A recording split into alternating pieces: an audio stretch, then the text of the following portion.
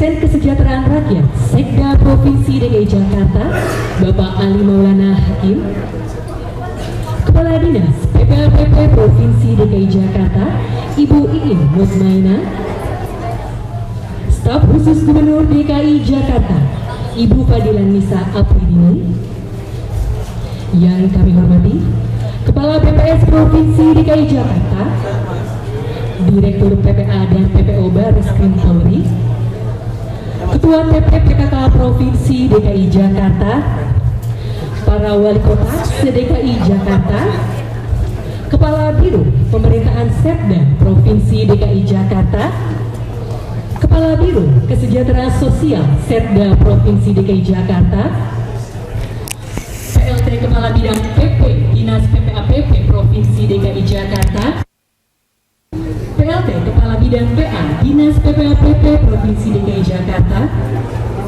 Kepala UPT Puslatbang Dinas PPAPP Provinsi DKI Jakarta, PLT Kepala UPT PPPA Dinas PPAPP Provinsi DKI Jakarta, para Kasudin PPAPP Kota Administrasi Kabupaten, para camat se-DKI Jakarta, para lurah se-DKI Jakarta, dan para undangan yang berbahagia. Untuk mengawali acara hari ini, agar lebih bersemangat, izin Bapak Ibu, izinkan saya selaku MC terlebih dahulu. Nanti boleh dibantu bilang cakep ya Bapak Ibu ya. Jalan-jalan naik Transjakarta. PT PPPA. Selamat datang hadirin semua. Semoga acara berjalan penuh sukacita.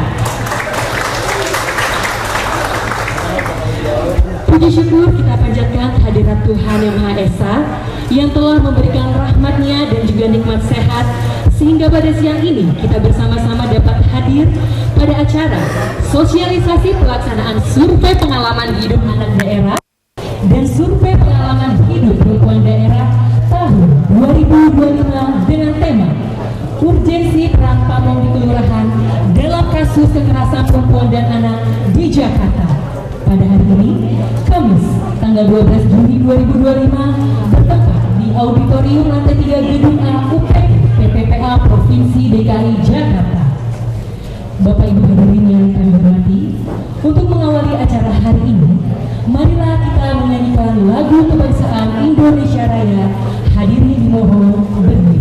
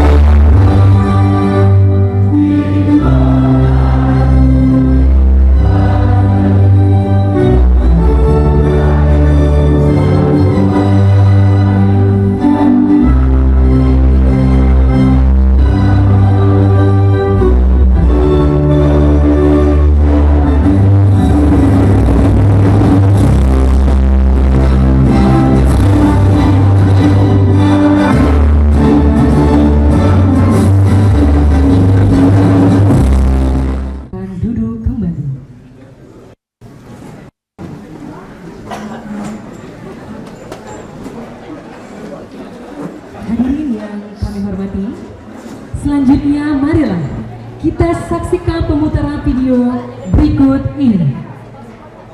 Kekerasan seksual terhadap anak juga terjadi di Tanjung Priok, Jakarta Utara. Petugas Polres Jakarta Utara mengamankan pelaku bernama Asrorudin yang juga ayah kandung korban. Kejadian bermula saat pelaku bertemu korban ketika bermain bersama temannya di pinggir kali Cipinang, Cibubur, Ciracas, Jakarta Timur. Pelaku menghampiri dan melakukan kekerasan seksual terhadap korban. Kekerasan bukan hanya fisik, namun juga bisa verbal, tekanan psikologis, pelecehan seksual, hingga eksploitasi ekonomi. Banyak dari mereka yang meninggal karena takut, karena malu, atau karena terbiasa tak didengar. Jakarta bukan kota yang tak peduli. Banyak upaya sudah dijalankan. Layanan pengaduan, pendampingan dan layanan. Dan setiap warga Jakarta berhak merasakan keamanan dimanapun mereka berada.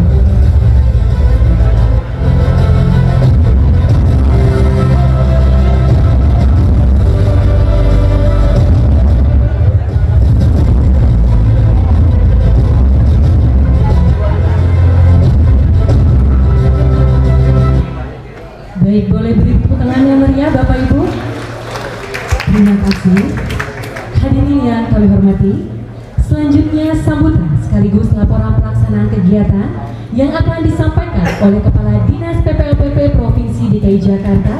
Kepada yang terhormat Ibu Iin Mutmainah, dipersilakan. Assalamualaikum warahmatullahi wabarakatuh.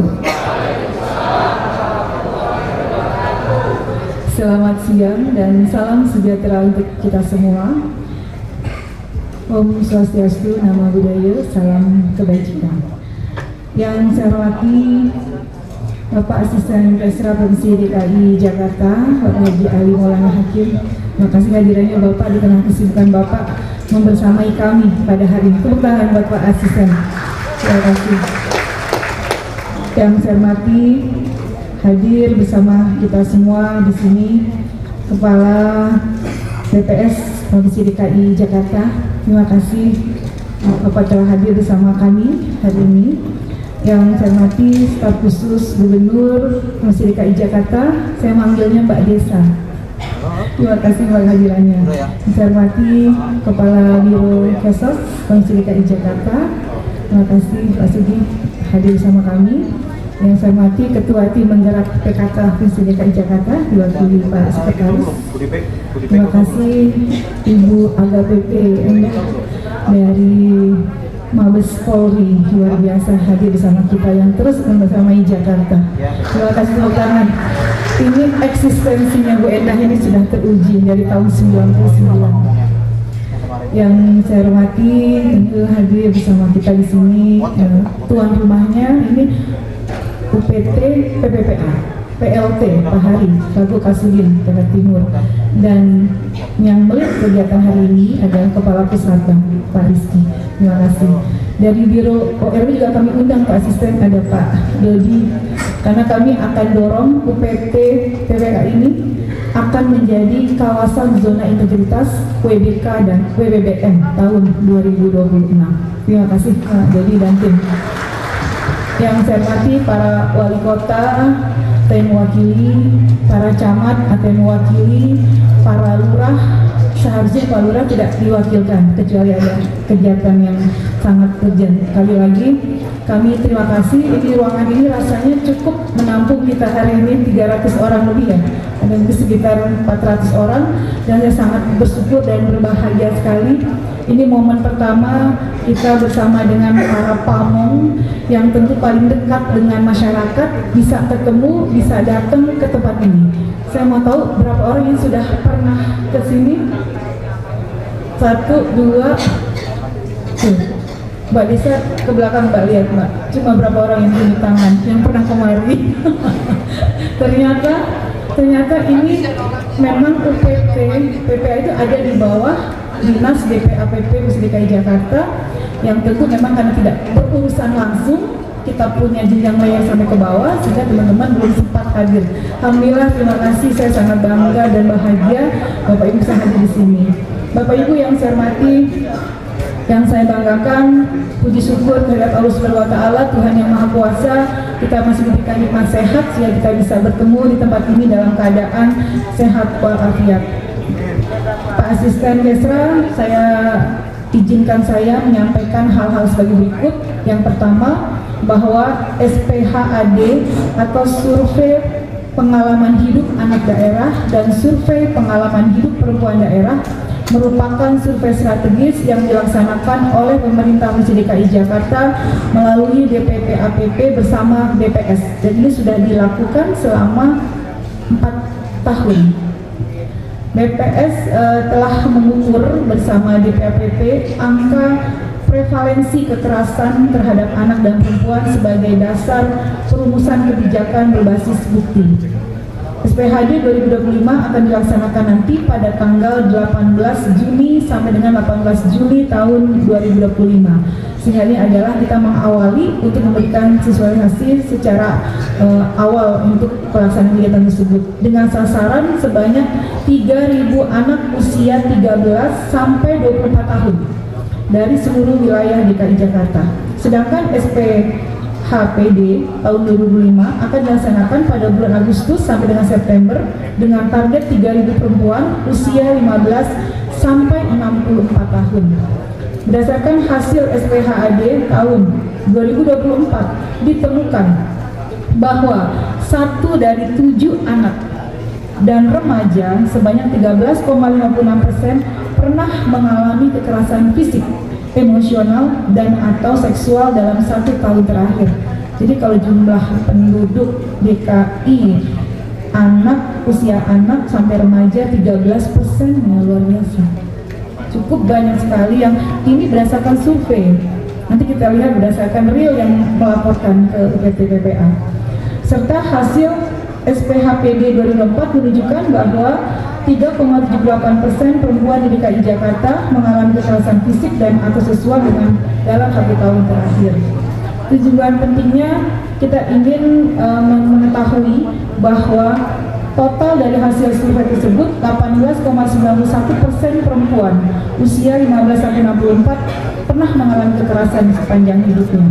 Kekerasan selama hidup paling tinggi dialami oleh perempuan usia 15-19 tahun dalam setahun terakhir. Ini sangat miris sekali.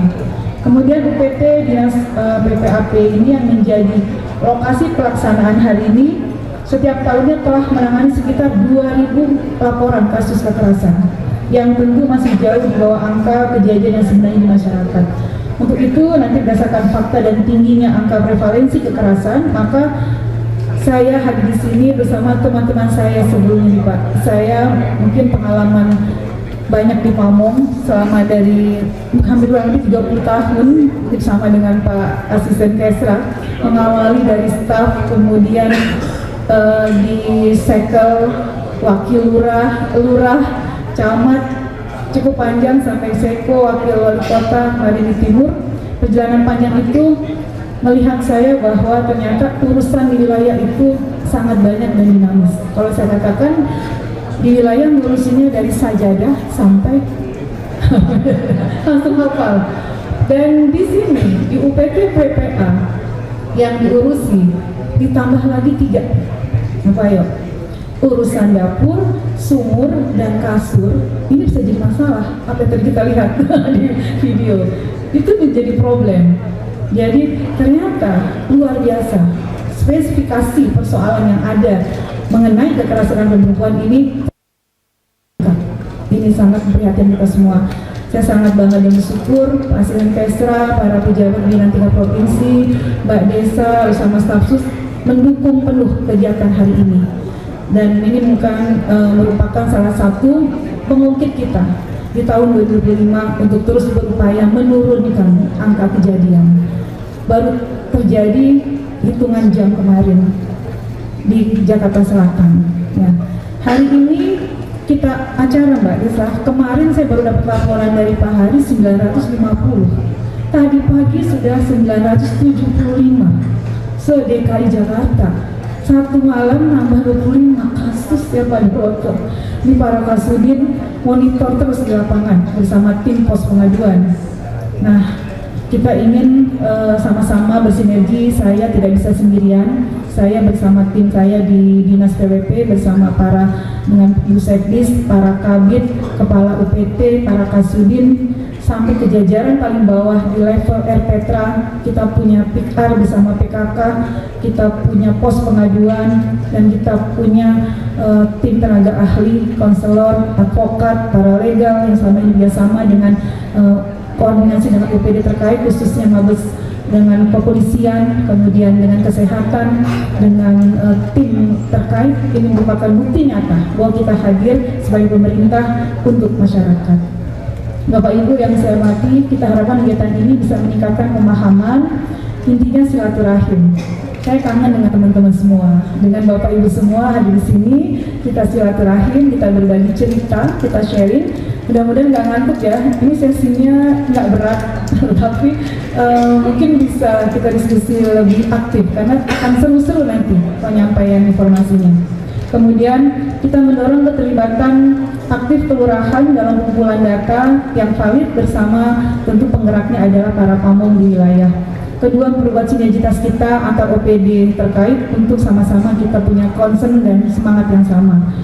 Yang terakhir saya sampaikan Pak Asisten, jumlah peserta hari ini terdiri dari 360 peserta, sebanyak para wali kota, tingkat kota, kemudian kecamatan 44, para lurah 267 lurah yang hadir pada hari ini.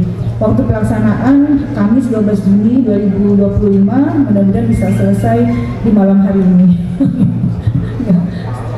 Kemudian lokasi hari ini di sini adalah Gedung A, Auditorium Gedung A, Gedung UPT BPA DKI Jakarta. Ada titip pesan sebelum nanti saya tutup acara saya buka acara ini untuk wilayah Pulau Gadung. Mana wilayah Pulau Gadung? Yang hadir dari Pulau Gadung, Lurah Pulau Gadung, Camat Pasekcam. Pasekcam titip ya. Di sebelah ini kita punya tetangga sebelah. Nanti mungkin bisa kita komunikasikan karena ketika angin bertiup baunya ya Pak Sekcam pasti tahu ya, minta tolong titip ya Pak Sekcam. Baik, terima kasih, udah paham Pak Sekcam. Akhirnya laporan ini saya akhiri dan saya ingin berpantun. Berjalan pagi di kota tua, Cakep. langit cerah, hati pun riang. Cakep. Lindungi anak dan perempuan tercinta. Ini tugas kita bersama, bukan sembarangan. Terima kasih. Assalamualaikum warahmatullahi wabarakatuh.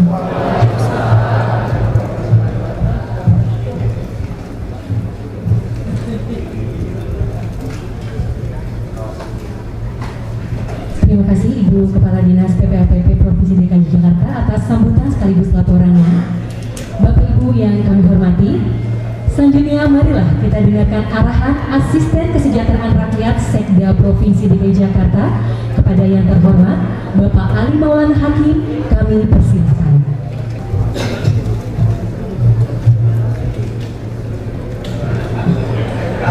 Pokoknya salah. Hah? Masih pakai pangkat. Pantun dulu ya. Menanam pohon salam bersama Bang Kumis. Pohonnya tumbuh lebat tiada benalu. Saya ingin mengucapkan salam di hari Kamis, mudah-mudahan kita sehat dan bahagia selalu. Assalamualaikum warahmatullahi wabarakatuh. Selamat siang dan salam sejahtera bagi kita semua. Yang saya hormati staf khusus gubernur, Mbak Desa, kemudian Kepala Biro Tata Pemerintahan Sekda Provinsi. Wakil? Oke. Kemudian Kepala Dinas PPAPP Provinsi DKI Jakarta, para wali kota ada yang mewakili ya. Kepala Biro Kesos, kemudian PLT, Kepala Bidang PP Dinas PPAPP. Saya cari yang BPS mana nih? Para narasumber salah satu dari BPS Provinsi DKI Jakarta dan dari Barreskrim Polri, ya, terima kasih. Para camat camat yang mewakili dan para lurah, kayaknya saya banyak yang kenal tadi ini. Orangnya masih itu aja, geser-geser doang. Dan para narasumber semua para peserta sosialisasi yang berbakti.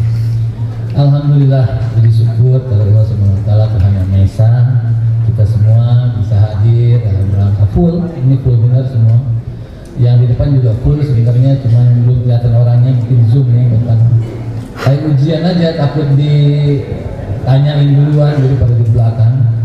Kita hadir dalam sosialisasi pelaksanaan SPHD dan SPHPD atau survei pengalaman hidup anak daerah dan survei pengalaman hidup perempuan daerah 2025. Dan tentu bagi lurah, bagaimana pentingnya atau urgensinya peran kamu di kelurahan dalam kasus kekerasan perempuan dan anak di Jakarta. Pada kesempatan yang berbahagia ini, karena sebagian masih ada yang main WA, saya kasih pantun lagi ya. Datang yang main WA, datang. Tapi jangan kirim WA ke sini, ini ganggu catatan soalnya kalau sudah masuk. Pantunnya, ambil tali di atas para-para, petikin rambutan, tolong iketin. Saya Ali, asisten Kesra, pengen sambutan, tolong dengerin. Dengar aja yang lihat, nggak apa, denger aja.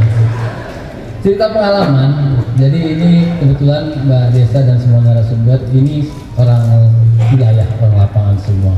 Jadi kita nggak perlu jelasin lagi tentang A sampai Z, tapi saya yakin sekali nanti pada saat talk show-nya akan ramai dengan semua pengalaman, kaya lah dengan segala masukan untuk para narasumber. Kekerasan perempuan dan anak ini PR kita, selalu saya bilang PR sejak saya jadi lurah, ya, selalu kejadiannya ada. Kita nggak pernah tahu kejadian sebenarnya, makanya tadi saya bilang persis kayak gunung es, ya, ujungnya doang. Sebenarnya seberapa besar masalah ini kita nggak pernah tahu, karena memang ini seringkali ditutupi oleh pelaku dan juga korban. Korban ditutupi itu karena takut, diancam, malu, nggak tahu mau ngadu kemana, seperti itu. Nah, hal inilah yang jadi problem dasar sebenarnya. Kemudian yang bikin ini kejadian juga, salah satu pencetusnya adalah ketidakpedulian warga Jakarta terhadap orang sekitarnya, lingkungan sekitarnya. Jadi kurang care gitu. Karena tidak peduli, jadi nggak tahu kalau ada kejadian kekerasan terhadap perempuan dan anak. Pengalaman di Jakarta Utara, tadi dicontohin Jakarta Utara terus lagi. Untung udah pindah sih, tapi kan kita bukan begitu ya. Jadi akhirnya kita kerjasama dengan polisi itu. Kita kerjasama dengan polisi, kita kerjasama dengan puskes. Jadi begitu ada laporan anak sakit di puskes waktu itu, pas dicek sama dokter, kelihatan tuh biru-biru, itu bukan cuma demam. Apa yang dilakukan dalam puskes? Langsung telepon polsek. Polsek datang, bukan rame-rame, pelan-pelan ya, sepi-sepi aja gitu, silent ya, dengan nada getar aja. Datang polsek, dapat data, usut. Langsung datangin ibu dan bapaknya. Ternyata betul, bapaknya bapak tiri dan anaknya bukan sekali itu sudah akumulasi berkali-kali dikasih kekerasan terhadap anak seperti itu. Akhirnya ya anaknya tidak bisa lagi dikembalikan ke ibunya karena ibu dan bapaknya diproses. Diproses, akhirnya mau tidak mau ini kan jadi pidana ya, pidana seperti itu. Dan rumahnya kontrakan bersebelah-sebelahan rapat, tetangganya itu nggak ada yang peduli. Tahu dan yang parahnya adalah tetangganya tahu kan nggak ada yang peduli. Itu mungkin satu contoh kasus yang ada di sekitar, saya yakin teman-teman lurah dan camat juga alami ini menjadi masalah kita bersama. Kemudian kasus-kasus lain terkait dengan seksual, kemudian kekerasan verbal, apalagi sekarang sudah main medsos, bisa saja hal yang tidak benar diisukan benar seperti hal yang benar tentang negatif anak seseorang gitu, foto-fotonya, kemudian di-share, jadi viral, anak tersebut jadi malu keluar rumah karena ada informasi yang tidak benar, karena selisih sama temennya. Ini juga kita kerjasama dengan dunia pendidikan, dengan sekolah. Intinya ini bukan cuma urusan sosial, ini semua urusan, semua terlibat. Pada saat kita ikut dengan penilaian untuk kota layak anak, indikatornya itu banyak sekali. Karena begitu ngomongin perempuan dan anak, itu sudah ngomongin intinya di rumah tangga. Di rumah tangga itu, mohon maaf ya kalau yang ibu-ibu kerja, tapi mayoritasnya ibu-ibunya aja di rumah. Kalau ngomongin perempuan dan anak, itu udah mayoritas di rumah. Jadi kalau pemungutan suara di rumah, itu bapak kalah. Karena kan perempuan sama anak udah intinya tuh, bapaknya kalah tuh. Jadi intinya sudah di rumah. Ini yang kita jaga, perempuan dan anak ini kita jaga. Dan ngejaganya ini nggak bisa cuma kita, jadi harus semua. Saya nggak panjang lebar, saya hanya cerita itu saja. Jadi bagaimana data ini menjadi penting, begitu kita akan membuat satu kebijakan. Kita tidak bisa bikin kebijakan untuk melakukan pencegahan kalau tidak dibuka corong-corong tentang belanja masalah yang disampaikan kepada kita. Semua harus dibuka, dan ngebuka ini nggak gampang karena ini aib. Jadi ada kekerasan juga terhadap anak di rumah susun di daerah Cilincing. Untuk penanganannya kita betul-betul silent, dari polsek, dari semuanya diam-diam, karena betul-betul menjaga nama baik anak dan orang tuanya di rumah susun. Kalau tidak kita akan fungsikan kemana mereka, makin diam-diam benar. Jangan sampai unit sebelahnya tahu kalau ada kejadian seperti ini, karena ini aib, karena masalah seksual gitu. Nah, hal-hal seperti ini tentu kita berharap bisa dicegah. Ini kan akibat-akibatnya ya, dampak-dampaknya, penyebabnya pasti ada. Yang utama dari penyebabnya adalah kepedulian kita. Kalau kita saling peduli, saya kira bisa dicegah. Ada kata-kata verbal yang keras, ada suara atau anak yang sakit atau apa, kita saling memperhatikan. Bukan mau turut campur urusan keluarga orang ya, tapi ini urusan, kalau kata polisi ini urusan pidana, kita harus bercampur. Kalau ada urusan pidana, pintu rumah orang pun harus bercampur, benar ya? Ya, jadi dihilangkanlah sekat-sekat seperti itu. Jadi jangan terlalu banyak alasan gitu ya. Kan kadang-kadang banyak alasan gitu, akhirnya nggak berbuat. Sebenarnya kalau kita mau, kita ada aja jalannya. Saya kasih pantun ya. Wajahmu cantik bagai rembulan, kulitmu putih dipandang tak pernah bosan. Kalau kita mau, itu pasti ada jalan. Kalau nggak mau, itu banyak alasan. Itu. Ya. Jadi kita harus mau. Ini kan masalah besar. Ini masalah semua. Masalah besar. Cukup dengan ngomong sama lurah nih. Karena lurah itu di bawahnya tuh Bu Kadis. Bu Kadis kan pernah juga jadi camat, jadi lurah ya. Di semuanya ada. Mau preman ada. Pak Lurah, Bu Lurah itu punya pegangan orang preman juga tuh. Yang nggak lulus sama lurah ya, tapi saya waktu lurah sih saya pegang preman juga. Ada tokoh agama, ada PKK pasti, RT, RW, semua anak muda semua. Sebenarnya kalau dikumpulin itu semuanya, itu ikut apa kata lurah. Lurah itu mau dia pensiun juga, balik masih tetap dipanggil lurah. Saya udah jadi wali kota, balik ke Kedai Utara dipanggilnya lurah. Ada lurah Kedai Utara ada. Oh bagus ya. Saya dibalik ke Gang Asem, dipanggilnya Pak Lurah. Pak Lurah udah jadi apa sekarang? Wali kota Jakarta Utara. Oh hebat, Pak Lurah udah jadi wali kota. Hebatnya lurah tuh. Ya. Jadi lurah itu melekat. Mau seperti apa tetap lurah. Nanti pensiunnya, ngelepas lurah itu kayak ngelepas kepala desa. Kalah deh pokoknya. Wah, diarak-arak tuh. Saya lihat kemarin dari Kalibaru ada itu sampai pakai delman, sampai pakai apa itu ngelepas lurah ya, luar biasa ya. Nah, di mana pentingnya lurah di sosialisasi ini? Di sini pentingnya lurah. Mari kita gerakkan. survei ini tidak akan berhasil kalau tidak sampai dalam. Ini kan ada dari statistik. Kalau hanya mengandalkan dari BPS, karena survei ini harus paling tidak semaksimal mungkin akurat datanya. Data ini nggak sembarangan. Data yang nanti setelah diolah ini akan jadi bahan kita buat membuat kebijakan. Ini pentingnya. Jadi kalau tidak benar surveinya, tidak maksimal, tidak dapat semua, kita akan membuat kebijakan yang tidak tepat. Dan akhirnya masalah ini terus kejadian. Dosa nggak kita? Jawab masing-masing ya, karena kita ada amanah di situ. Ya, kalau kita membiarkan setiap tindakan kekerasan, setiap tindakan yang tidak benar, itu kita ikut terlibat di situ, ikut perannya. Ya, agama mengajarkan kita harus bersama-sama berbuat kebaikan, mencegah juga kemungkaran. Ya, harus itu satu pasang. Jadi bagaimana nanti bisa tercipta, terbentuk kesadaran bersama, kesadaran kolektif semua warga kelurahan, ya, bahwa melindungi perempuan dan anak dari kekerasan bukan hanya tugas sektor sosial, bukan hanya tugas lurah, camat, RW dan PKK, tetapi jadi tugas semuanya.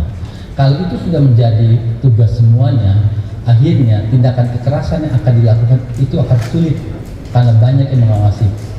Jadi kalau kedengeran suara piring pecah, curiga aja walaupun jatuh ya. Curiga tetangga ada apa? Karena kan kebanyakan di Jakarta rumahnya padat-padat.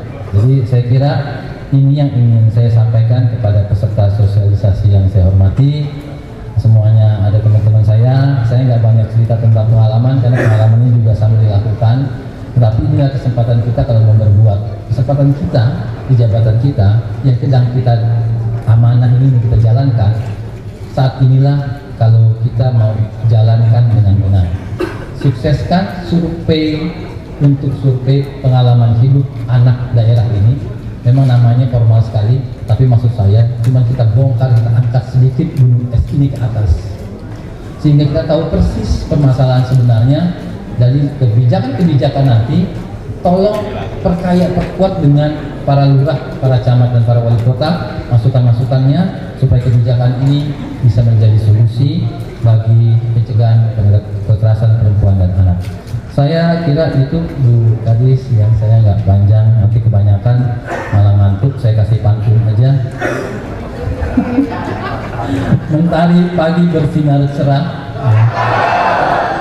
menyapa Jakarta penuh semangat. Lindungi perempuan dan anak dengan bijak dan ramah, wujudkan Jakarta aman dan bermartabat. Saya kira demikian, terima kasih dan salam ketemu kembali bersama teman-teman rekan-rekan semua, rekan-rekan di selatan, di barat, di utara terutama. Ya, terima kasih. Assalamualaikum warahmatullahi wabarakatuh. Bapak Ibu hadirin yang kami hormati, sebelum memasuki acara selanjutnya, marilah kita berdoa bersama yang akan disampaikan oleh Bapak Fauzan. Kepada Bapak Fauzan kami persilakan.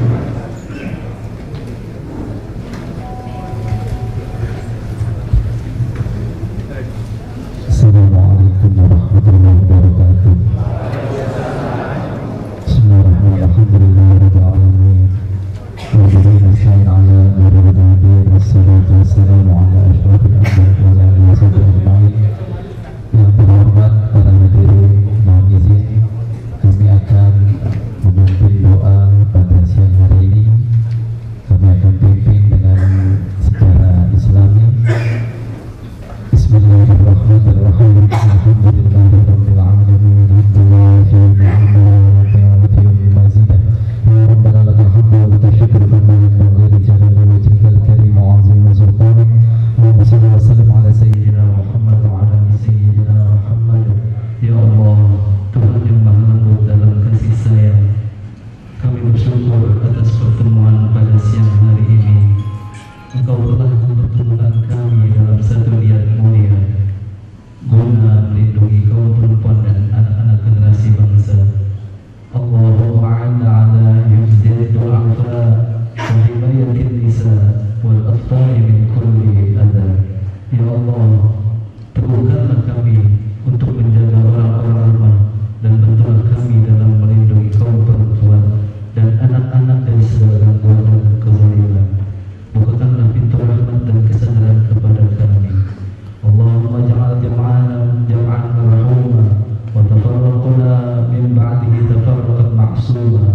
Ya Allah, jadikanlah pertemuan dan kebersamaan kami ini sebagai pertemuan yang penuh keberkahan dan kasih sayang, dan jadikanlah perpisahan kami ini sebagai perpisahan yang terjaga dari perpecahan. Rabbana la tuzigh qulubana ba'da idh hadaytana wa hab lana min ladunka rahmah innaka antal wahhab. Rabbana atina fid dunya hasanah wa fil akhirati hasanah wa qina adzabannar. Sallallahu alaihi wasallam Muhammad wa alihi wasallam walhamdulillahi rabbil alamin. Kurang lebih mohon maaf wal afwa minkum. Assalamualaikum warahmatullahi wabarakatuh. Hadirin yang kami hormati, selanjutnya kita akan melaksanakan sesi foto bersama terlebih dahulu. Mohon perkenan kepada Bapak Asesra, Ibu Kepala Dinas PPAPP, Kepala BPS Provinsi DKI Jakarta, dan mengundang teman-teman media untuk dapat mengambil gambar untuk sesi foto bersama kali ini.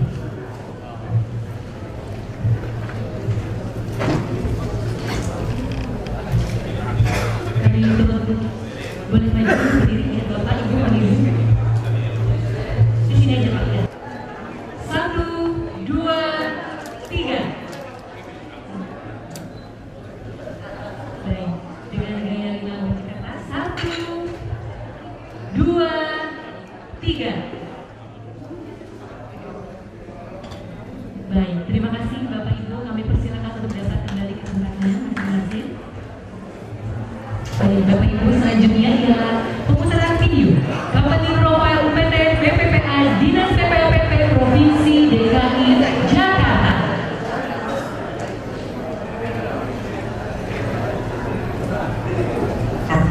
Berkomitmen untuk mencegah dan menangani kasus tindak kekerasan terhadap perempuan dan anak yang diawali dengan telah ditetapkannya Perda Nomor 8 Tahun 2011 tentang perlindungan perempuan dan anak dari tindak kekerasan.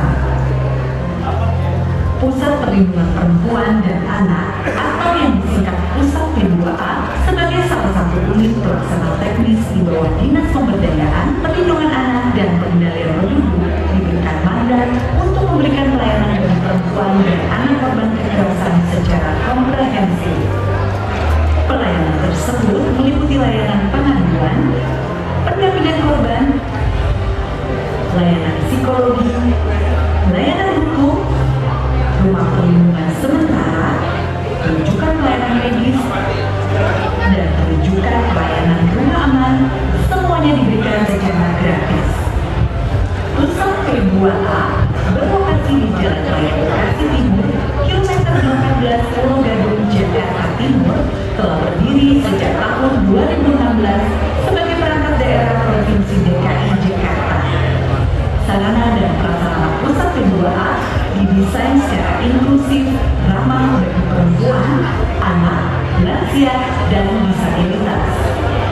Dalam menjalankan tugasnya, Pusat P2A didukung oleh sumber daya manusia yang terdiri dari ASN, tenaga ahli, dan tenaga pelayanan yang profesional dan kompeten di bidangnya masing-masing, sehingga hak-hak korban dapat terlayani dan terpenuhi dengan baik. Pusat P2A telah tersertifikasi ISO 9001:2015. Ini menunjukkan bahwa pelayanan yang dilakukan sudah berstandar internasional. Pengelolaan kasus juga telah dilakukan secara digital melalui aplikasi Moka, sehingga penanganan korban dapat dilakukan dengan cepat, tepat, aman, dan terjamin kerahasiaannya. Untuk mempermudah akses dan memperluas jangkauan layanan kepada masyarakat, Pusat P2A telah membentuk pos pengaduan kekerasan terhadap perempuan dan anak yang tersebar di seluruh Provinsi DKI Jakarta. Setiap pos pengaduan tersedia 2 tenaga pelayanan, yaitu konselor dan paralegal. Untuk memberikan pelayanan 24 jam, Pusat P2A juga memiliki layanan unit reaksi cepat atau disingkat URC yang siap menjangkau dan mendampingi korban. Siapa saja yang dapat dilayani oleh Pusat P2A? perempuan dan anak laki-laki atau anak perempuan berusia di bawah 18 tahun yang berdomisili di DKI Jakarta maupun warga luar DKI Jakarta yang mengalami tindak kekerasan di wilayah DKI Jakarta. Masyarakat yang ingin mendapatkan layanan pusat P2A dapat mengakses melalui hotline 0813 176 17622, layanan Jakarta Siaga 112, pos pengaduan, atau datang langsung ke kantor pusat P2A. Sebagai wujud komitmen pemerintah Provinsi DKI Jakarta dalam menangani kekerasan terhadap perempuan dan anak, Dinas Pemberdayaan Perlindungan Anak dan Pengendalian Penduduk Provinsi DKI Jakarta melalui Pusat Perlindungan Perempuan dan Anak memberikan pelayanan penanganan secara gratis kepada korban kekerasan terhadap perempuan dan anak. Kami mengajak seluruh masyarakat jangan ragu untuk melaporkan setiap tindak kekerasan terhadap perempuan dan anak yang terjadi. Kami siap memberikan jaminan keamanan, kerahasiaan, perlindungan hukum, dan dukungan penuh dari pemerintah. Kami percaya bahwa dengan kolaborasi dan partisipasi aktif dari semua pihak, kita dapat menciptakan lingkungan yang aman dan adil bagi seluruh warga Jakarta. Jika Anda mengalami atau melihat dan mendengar tindak kekerasan terhadap perempuan dan anak, datang dan laporkan ke Pusat P2A Provinsi DKI Jakarta. Kami siap melayani profesional.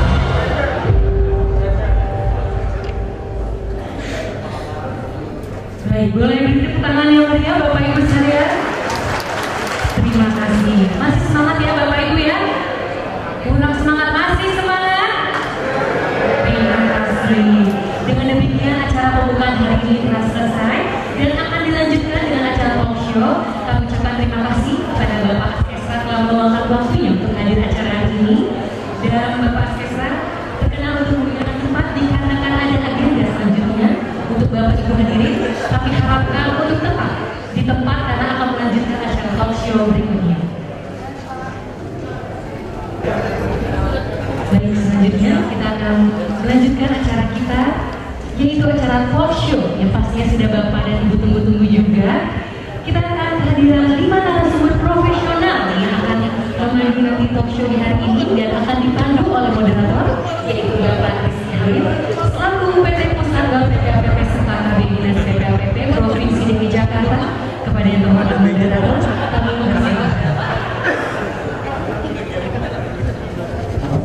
Bismillahirrahmanirrahim. Assalamualaikum warahmatullahi wabarakatuh.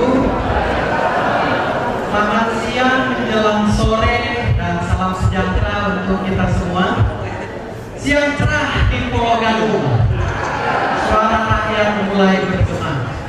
Kekerasan bukan hal yang layak untuk diundang, ini ada pamong di barisan utama. Terima kasih Ibu Bapak sekalian telah berkenan hadir di UPT Puslapbang, UPT PPPA Dinas PPAPP Provinsi DKI Jakarta. Tadi kalau Bu Kadis sempat absen tuh Bu, itu saya lihat nggak lebih dari 5% yang sudah pernah hadir di UPT PPA. Saya boleh tanya lagi nggak ke Ibu Bapak sekalian, yang pernah merujuk korban kekerasan ke sini berapa orang angkat tangan? Ada nggak Pak Lurah, Pak Camat, Bu Camat, Bu Lurah yang pernah merujuk kasus korban kekerasan yang ngasih tahu ya untuk PPPA itu? Ada nggak? Oh ada satu dari 267 Bu Kadis. Nah mudah-mudahan Ibu dan Bapak sekalian kegiatan talk show kita hari ini menjadi sebuah manfaat informasi yang besar untuk Ibu Bapak sekalian. Ibu Bapak sekalian, perkenalkan saya Rizky Halil, Kepala UPT Puslapbang Dinas PPAPP Provinsi DKI Jakarta, akan memandu acara talk show yang sudah hadir para narasumber kita yang ada di depan sini. Mohon izin dengan hormat kami mengundang Kepala Dinas PPAPP Provinsi DKI Jakarta, kita berikan sambutan yang hangat. Ibu Maina. Yang kedua, kami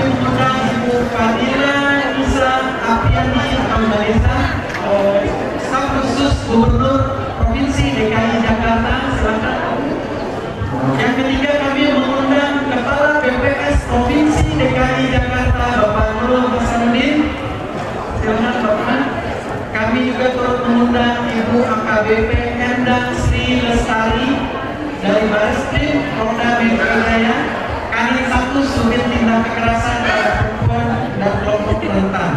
Dan kami juga mengundang Ibu Norida, psikolog klinis dari UPT PP2 PP2A.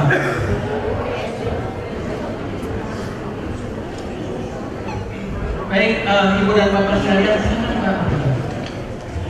Ibu dan Bapak sekalian telah hadir 5 orang narasumber yang nantinya akan memberikan informasi dan juga hal-hal terkait dengan kebijakan maupun layanan yang ada di Dinas PPAPP Provinsi DKI Jakarta, yang mana nantinya juga akan kami buka sesi tanya jawab. Pesan Pak Asisten tadi ini kalau sudah dikasih informasi Bu Kadis, Pak Lurah pasti banyak nanya, Pak Lurah, Camat dan tim dan tingkat wali kota ini pasti akan banyak informasi yang ingin diketahui oleh Ibu dan Bapak sekalian.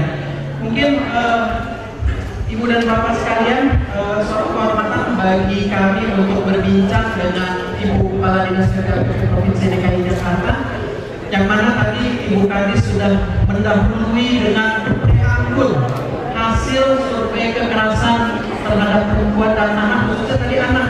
Kalau boleh saya garis bawahi, Ibu, 1 dari 7 anak di Jakarta pernah mengalami kasus kekerasan psikis, emosional, dan juga seksual di dalamnya.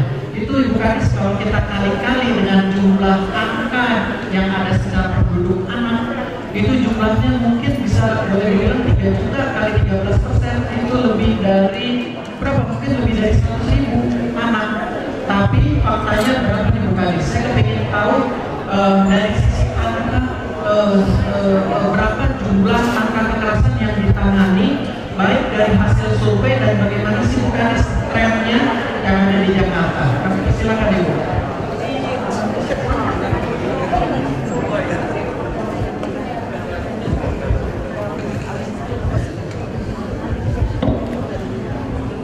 Baik, terima kasih Pak Rizky, Bapak Ibu semua, teman-teman semua masih semangat ya.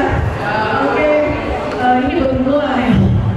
Kita akan semangat, mau selesai jam berapa?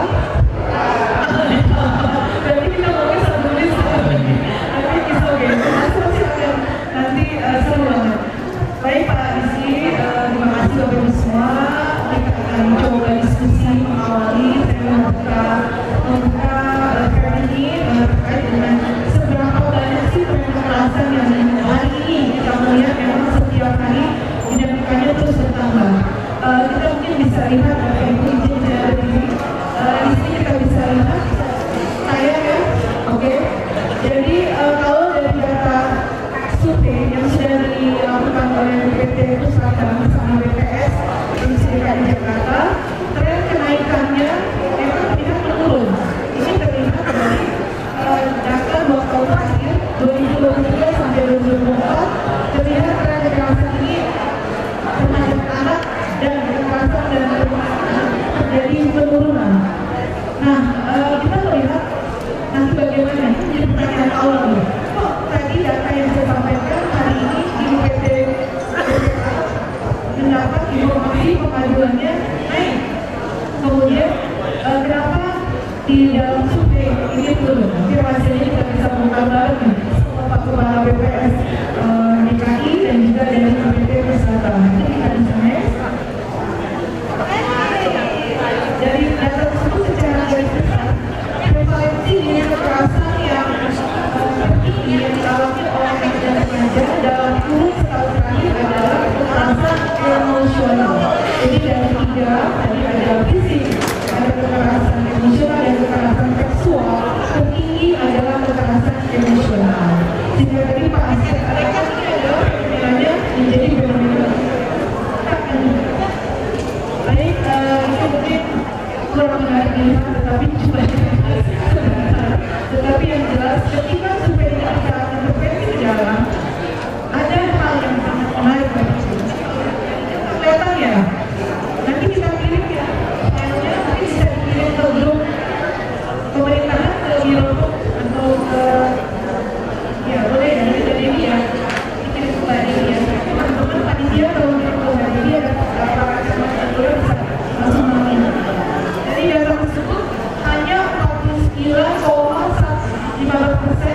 korban kekerasan fisik menceritakan itu kepada orang.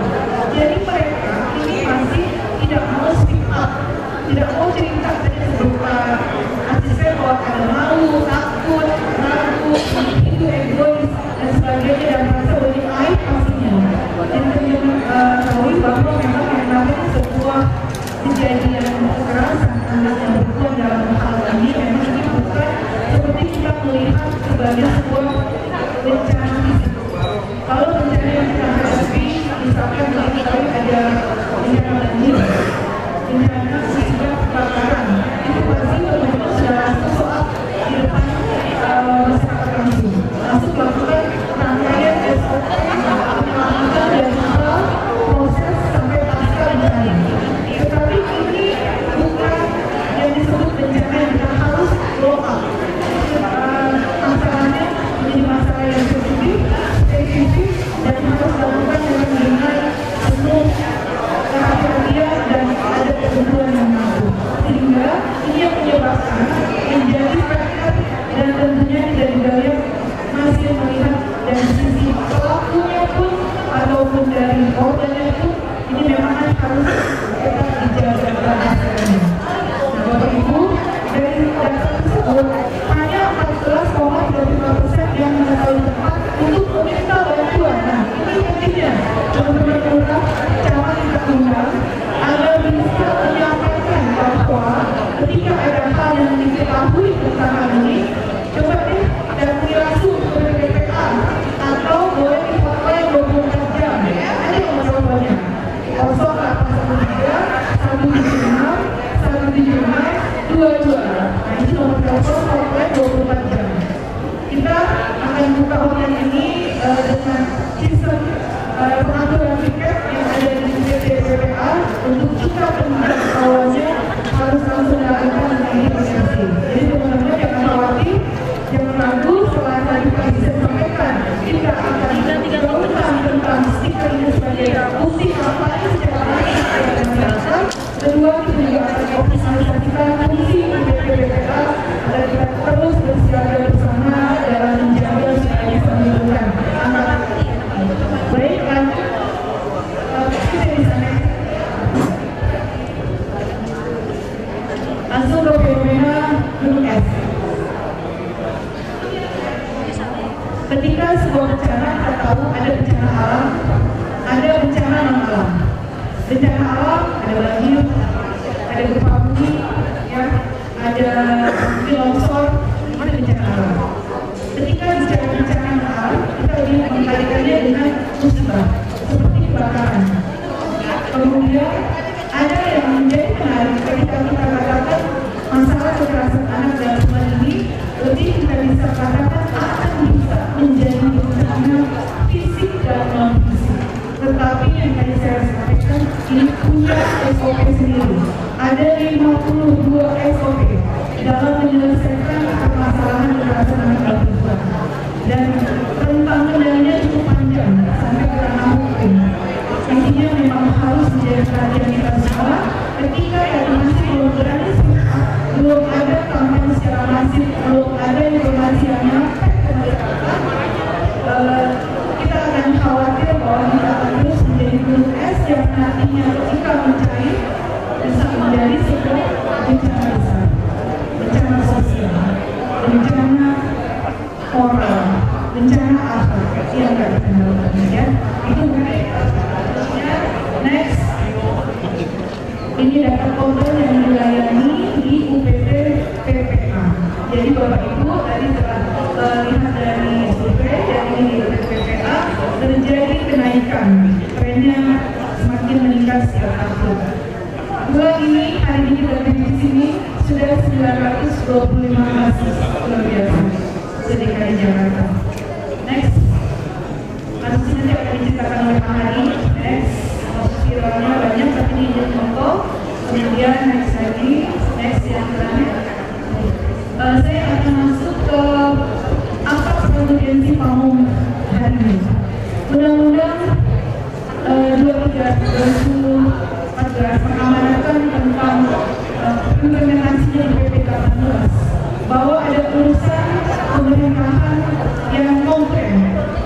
pusat membagi urusan kepada daerah sebanyak 30 urusan, dan urusan perlindungan yang berkuat adalah masuk di dalam urusan wajib tentang pelayanan dasar.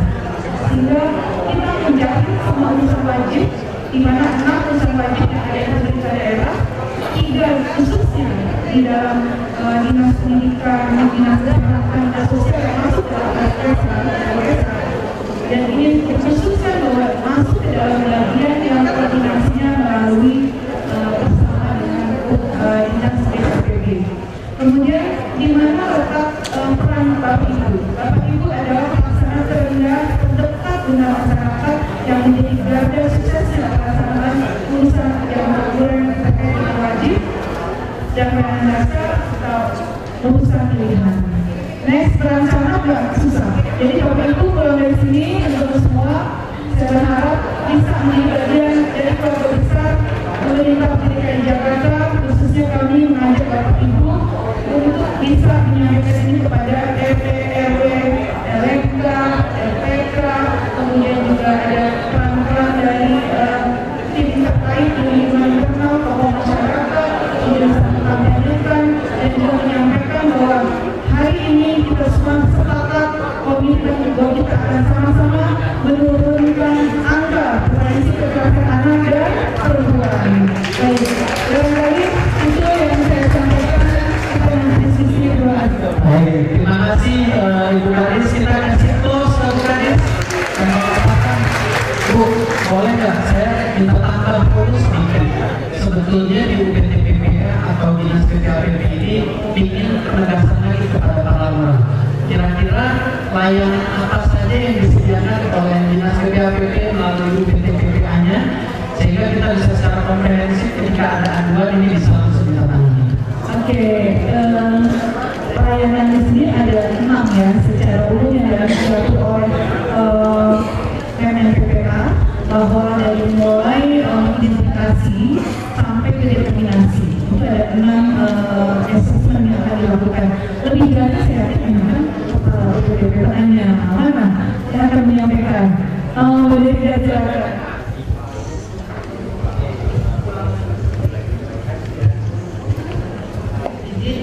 Selamat siang Ibu Bapak. Mungkin Pak PLT, jadi tadi menambahkan mengenai layanan apa saja yang disediakan oleh PPAPP DKI Jakarta. Ini mulai dari kasus yang diterima sampai tadi disampaikan diselesaikan, ini tidak-tidaknya kemudian ada beberapa layanan yang disediakan. Mulai dari penerimaan pengaduan Ibu Bapak. Jadi pengaduan yang diterima, setelah itu kalau misalnya kami pernah menemukan beberapa kasus yang dia ternyata pelakunya adalah keluarganya sendiri, dan bahkan kalau dia dipulangkan nanti dia terancam gitu ya keamanannya, sehingga kami bisa membawa ke rumah perlindungan sementara LPS. Kalau misalnya butuh rumah perlindungan yang dari 2 minggu akan kami rujuk ke rumah aman milik dinas sosial. Selanjutnya kami juga akan mengakseskan pelayanan kesehatan. Jadi banyak sekali klien-klien kami yang kemudian kami rujuk ke puskesmas atau ke RSUD Bapak. Bahkan beberapa yang salah satu kasus yang sekarang sedang banyak ini, kalau Ibu Bapak familiar, OPBO, Ibu Bapak familiar nggak Ibu Bapak? Ya, OPBO ini kasusnya sekali Ibu Bapak ya. Dan salah satu dampak yang paling banyak muncul itu adalah infeksi tulang seksual. Nah ini biasanya akan kami rujuk ke fasilitas kesehatan terdekat. Kemudian kami juga memastikan atau mengakseskan pada layanan pendidikan, memastikan bahwa pada korban ini sekolahnya tidak berhenti karena banyak kasus Ibu Bapak ini yang dia diberhentikan dikembalikan ke orang tua. Kalau sekarang istilahnya sudah bukan lagi dikeluarkan bahkan, tapi dikembalikan ke orang tua, gitu. Jadi bukan dikeluarkan. Nah, bukan banyak korban yang malah dikeluarkan, yang akhirnya haknya anak pendidikan tidak terpenuhi. Ini kami coba membantu untuk mengadvokasi. Kami juga kemudian ada layanan konsultasi khusus Ibu Bapak. Jadi yang butuh konsultasi masukan berkaitan dengan proses hukumnya, ingin tahu proses hukumnya seperti apa, mau membuat laporan ke kepolisian, kemudian mau melakukan BAP persidangan, itu akan ada pendampingan hukumnya juga. Nah, kemudian layanan yang juga kami sediakan adalah layanan psikologi. Ini meliputi konseling psikologi, dan ini cukup banyak yang kemudian sudah disediakan tahun lalu meskipun layanannya 2021, tapi layanan psikologi sendiri tidak berhenti Pak.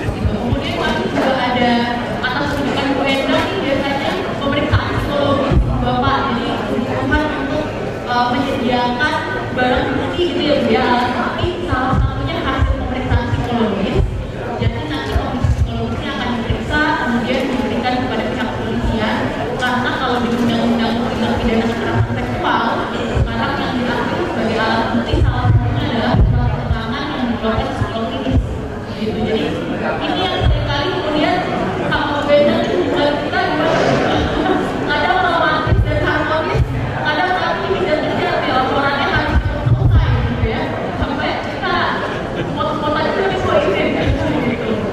Kemudian kami beberapa kali sendiri diminta untuk jadi saksi ahli di kepolisian, di pengadilan, dan itu semua layanannya gratis juga Pak. Selain itu juga, nah ini yang kemudian tahun ini juga kami coba lakukan pada sini di tingkat kota itu kan mereka punya balai pelatihan kerja daerah gitu ya Pak ya. Nah ini paling sebenarnya Pak itu sudah berusaha vaksinasi ya Pak mau mengadakan pelatihan, namun memang ada beberapa kendala, salah satunya transportasi. Ini yang memiliki kita dekatkan saja dengan lokasi-lokasi balai pelatihan kerja terdekat yang itu adanya di tiap kota. Jadi sekarang kami mengakseskan program pemberdayaan ekonomi dan kita tahu juga Pak bahwa ternyata semacam balai pelatihan kerja daerah ini mereka punya banyak pelatihan, bahkan ada pelatihan barista 30 hari, kemudian ada pelatihan menjahit, tata busana, tata rias dan lain sebagainya yang ini kan lihat ini kalau bapak perlu mengakses layanan ini dan ini yang kemudian ini seperti masih individu, jadi kami merujuk ketika ada klien yang memang berkenan dengan mengikuti programnya kami bersurat kepada lembaga-lembaga terkait gitu ya. Dan yang juga tidak kalah penting juga adalah yang terakhir ini kami juga berupaya untuk memastikan pemenuhan hak korban gitu ya, melalui misalnya ada beberapa korban kami yang mungkin dia nggak mau cerai, dia nggak lapor polisi, maunya dimediasi misalnya. Ini banyak sekali kami temukan. Tapi Bapak, kami meyakini bahwa mediasi tidak semua kasus bisa dilakukan seperti itu. Kalau misalnya KDRT-nya misi, terus kita mediasi, habis itu kita pulangkan, nanti bisa ada kekerasan lagi. Makanya kami biasanya untuk mediasi, kami merekomendasikan agar dilakukan oleh profesional, ada mediator, kebetulan kami punya. Ada ya Bu di P2 ya? Betul, sebenarnya ada mediatornya gitu ya. Kemudian yang kedua, kalau sudah ada kekerasan fisiknya, nah itu bisa terhindari mediasi. Oke. Itu karena Tambah berantem nanti. betul, apalagi bayangkan Bapak di mediasi ada pelaku ada korban, kira-kira korbannya gimana? Oh, cakap-cakap. Iya, takut lah dia, pasti berusaha iya udah nggak apa-apa tekan. Betul, jadi akhirnya itu ada di prosesnya, nggak taunya sampai rumah padahal udah tanda tangan, kadang-kadang ada beberapa yang melakukan mediasi udah sampai ada tanda tangan di atas materai, tapi setelah itu terjadi lagi Pak. Gitu, dan itu bahkan beberapa dari kasus kami gitu ya yang akhirnya berakhir luka yang lebih berat, kematian dan lain sebagainya. Jadi mediasi ini Bapak memang perlu hati-hati. Saya yakin Ibu Bapak sebagai orang sama kamu gitu ya pasti berusaha untuk menyelesaikan Mediasi biasanya kalau ada kekurangan. iya kekeluargaan gitu ya. Tapi kita bisa juga mana yang bisa dimediasi, mana yang bentuknya lapor polisi gitu. Intinya apa Bu? Kalau di sini kalau Lura terima kasus, mana ini kira-kira kalau Lura harus tahu yang perlu dimediasi atau yang perlu ini harus tahu sampai ke polisi. Iya. Ada nggak batasan Bu? Nah, ini yang kita perlu pahami Bapak, kalau kita ngomongin kekerasan dalam rumah tangga, ada dua tipe masalah dalam rumah tangga gitu ya. Satu adalah konflik rumah tangga. Ibu Bapak ada yang tidak pernah mengalami konflik dalam rumah tangganya? Ada, Bu. Setiap rumah tangga ada konfliknya, tidak sekali ya Bapak ya. Yang kedua masalahnya adalah kekerasan dalam rumah tangga. Kalau konflik masih terjadi, konflik itu cirinya apa? Cirinya adalah jadi, ya, jadi bukan satu pihak merasa punya kontrol, punya power, punya kekuatan, berhak untuk memiliki pihak lainnya. Dan kalau pihak yang tidak ada kita lah. Tapi kalau kita harus kita semua kita tidak tahu ya. Dan kalau orang yang nah itu merasa. Jadi kuncinya satu ya Bapak berarti. Kalau ada yang ditekan, itu berarti bukan konflik. Iya. Itu masuk kekerasan yang harus dilaporkan. Ya. Kalau misalnya nih sebelum yang berkeluarga dan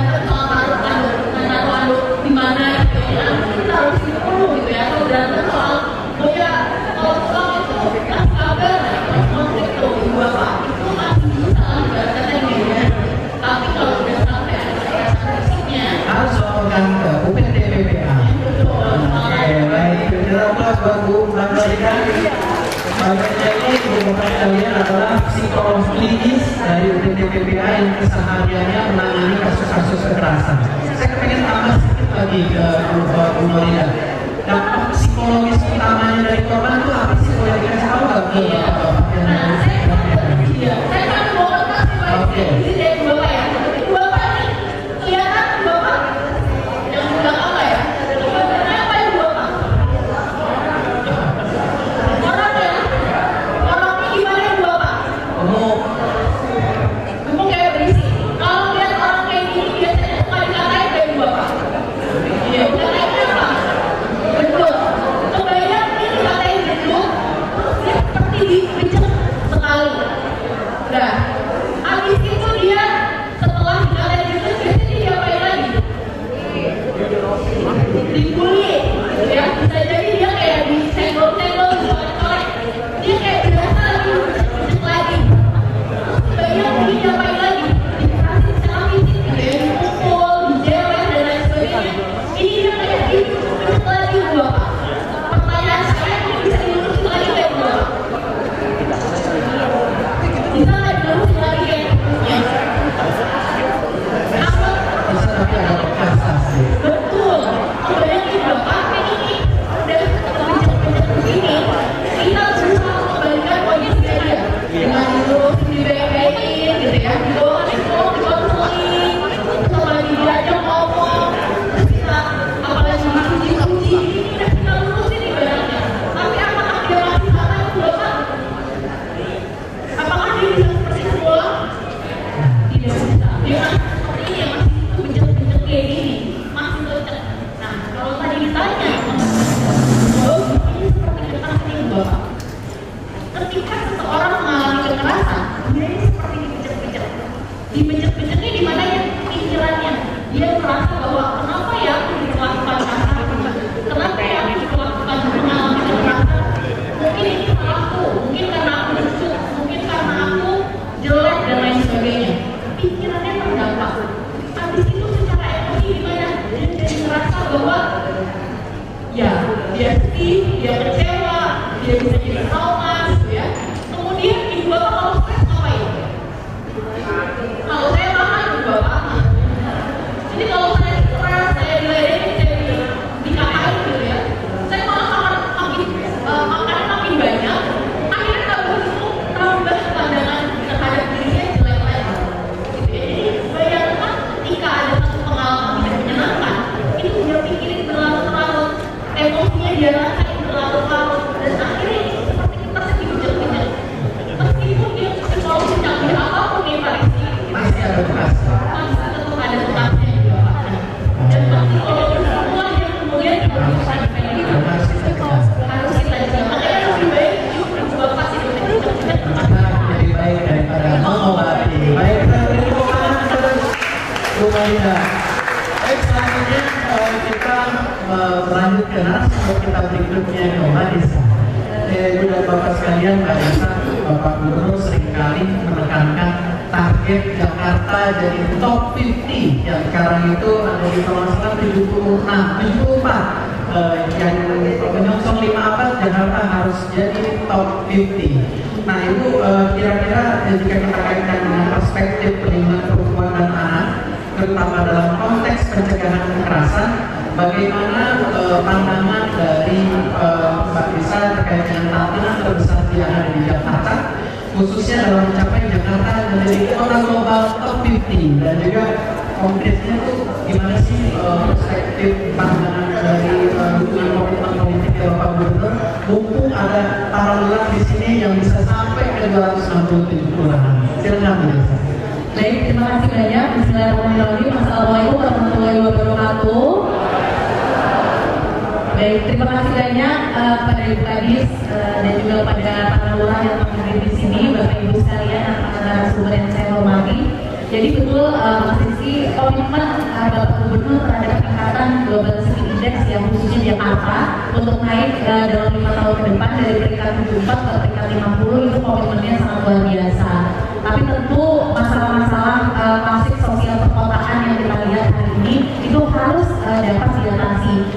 sangat ironis tentunya kalau misalnya kita hanya mengejar ranking tapi tidak menyelesaikan masalah fundamental yang terjadi di Jakarta. Di sini mungkin kami sedikit paparkan, mungkin nggak kelihatan ya, tapi share aja bahannya. Jadi sebetulnya ini adalah slide yang singkat saja, hanya untuk menjadi stimulus diskusi kita. Keinginan besar kita tentunya menjadikan Jakarta ini sebagai kota yang ramah anak dan juga ramah perempuan. Tapi kita dihadapkan dengan faktor-faktor sosial, masalah-masalah perkotaan. Yang pertama itu adalah disparitas secara sosial dan ekonomi. Nah, di Jakarta itu kan tampak nyata sekali ya ibu bapak, gedung-gedung yang tinggi, kemudian bersandingan dengan pemukiman kumuh, kemudian bersandingan dengan rusun. Mungkin di Jakarta Timur kita tahu salah satu ada rusun yang cukup kompleksitas sosialnya juga cukup besar, adalah salah satunya rusun Bidara Cina, gitu ya. Yang baru-baru saja kalau tidak salah kemarin sempat ada kekerasan seksual juga.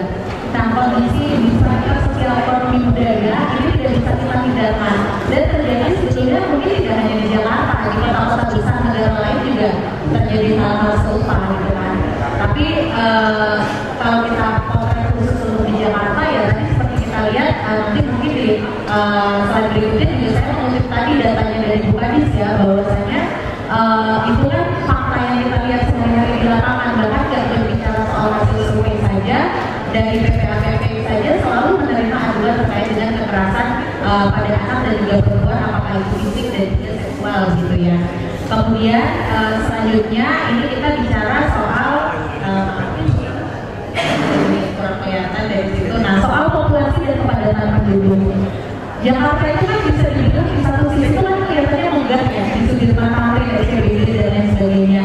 Tapi kalau kita bicara kantong-kantong yang kepadatan penduduk gitu ya, populasi itu rasanya sumpah gitu, tidur aja sip-sipan gitu ya. Mungkin dalam satu rumah bapak ibu lurah mungkin juga sering gitu menemui warganya yang mungkin tidurnya nyampur jadi satu gitu ya. Makanya tadi muncul fenomena akhirnya ayah punya kegiatannya sendiri dan lain sebagainya gitu ya. Dan ini tidak dapat terhindarkan karena memang kondisinya itu tadi masalah perkotaan yang harus diselesaikan untuk menyediakan hunian yang layak, kemudian mengembalikan anak dan orang tua itu ke fitrahnya gitu ya. Dan saya sempat dengar ada salah satu konten media sosial, ada anak yang anak perempuan ya, jadi ibunya tuh meninggal, akhirnya dia tidur sama ayahnya, dan akhirnya dia tuh jadi sayang sama ayahnya gitu. Jadi kayak dia nggak bisa lepas sama ayahnya, dan akhirnya terjadilah infeksi kehidupannya silangnya. Sehingga ya mungkin awalnya itu kekerasan gitu ya, tapi lama-lama ternyata anaknya itu jadi menikmati istilahnya, dan ini kan jadinya melawan fitrah ya sebetulnya ya, kondisi-kondisi seperti ini. Itu tidak lepas juga dari yang tadi saya sampaikan, adanya kondisi populasi kepadatan penduduk dan disparitas sosial dan ekonomi. Kemudian itu juga yang akhirnya menimbulkan kompleksitas sumber daya manusia, sehingga mereka mungkin merasa istilahnya gini ya, sebetulnya kita tidak bisa mendasarkan yang lebih mapan, yang lebih kemampuan sosial ekonominya tinggi, berarti istilahnya dalam tanda kutip moralnya lebih gak bejat juga nggak bisa gitu ya. Karena pada faktanya sebetulnya ya mereka juga bisa-bisa saja melakukan penyelewengan atau penyimpangan seksual dan juga kekerasan. Tapi mayoritas kalau kita lihat dari data-data atau aduan yang masuk, ya rata-rata yang mengadukan perihal dengan kekerasan seksual dan kekerasan fisik ini adalah masyarakat yang berpenghasilan rendah atau menengah bawah yang tinggal di pemukiman-pemukiman yang padat itu tadi, sehingga inilah yang harus jadi perhatian utama kita. Selanjutnya terkait dengan arus informasi digital. Bapak Ibu, saya ingat waktu zaman saya masih SMP ya, mungkin Bapak Ibu juga ingat gitu ya. Dulu itu kita belum ada era media sosial seperti sekarang. Tapi kasus perkosaan di tahun kurang lebih 2002-2003 itu meningkat sangat tajam setelah ada goyang-goyangnya Inul. Pernah dengar nggak? Ya, jadi waktu itu bahkan hiburannya baru TV loh waktu itu, saat itu ya. TV dan panggung-panggung yang ada di istilahnya panggung-panggung di kampung-kampung gitu ya. Nah, dari goyang-goyang saya tuh waktu itu masih pelajar gitu, sehingga saya masih mikir, kok bisa ya? Kita melihat di berita gitu ya, di koran dulu, beritanya di koran. Kasus perkosaan meningkat setelah ada fenomena itu, goyang ngebor dan lain sebagainya. Itu yang paling saya ingat waktu saya masih jadi pelajar saat itu. Nah, bisa terbayang saat itu aja kekerasan seksual meningkat gitu ya. gimana yang sekarang arus informasi digitalnya itu udah nggak bisa dibendung gitu kan. Jadi bahkan pelaku kekerasan seksualnya sekarang udah bukan orang tua lagi, istilahnya udah bukan usia dewasa, remaja dan anak-anak pun melakukan itu gitu, bahkan ke teman sebayanya atau ke yang lebih kecil, istilahnya seperti itu. Dan itu tentu sangat ironis gitu yang perlu jadi perhatian kita. Selanjutnya aktivisme masyarakat yang terakhir. Hidup di kota Jakarta itu kan istilahnya sebenarnya ada yang sifatnya itu masih individualis ya, seperti apartemen dan lain sebagainya.